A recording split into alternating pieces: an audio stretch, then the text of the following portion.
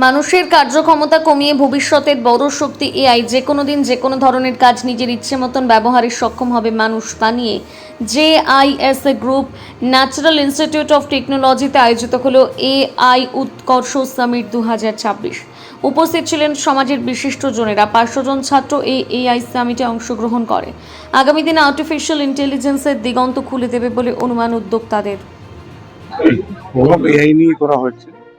AI সম্বন্ধে আরো AI AI নিয়ে আরো ভালোভাবে বাচ্চারা যদি শিখতে পারে, তারা আরো ডিপলি জানতে পারে, তারা রিসার্চ করতে পারে, তারা আরো ভালো ভালো ওদের কোয়ারিজটা আপডেট করতে পারে। কতজন ছাত্র আজকে এই প্রোগ্রামে জয়েন করেছে? আমি যতটা জানি 500। আগামী প্রজন্মের জন্য এআই কতটা সুবিধাজনক? এর উপরে আরো সেমিনার হবে, আরো ওয়ার্কশপ হবে, আরো ডিটেলে এর উপরে কাজ করা হবে, এ নিয়ে ল্যাব সাজানো হবে।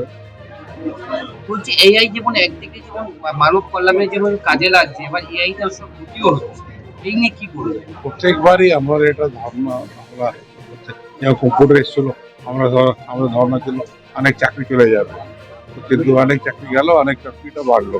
এরকম এআই তে অনেক চাকরি যাবে, অনেক চাকরি বাড়বে।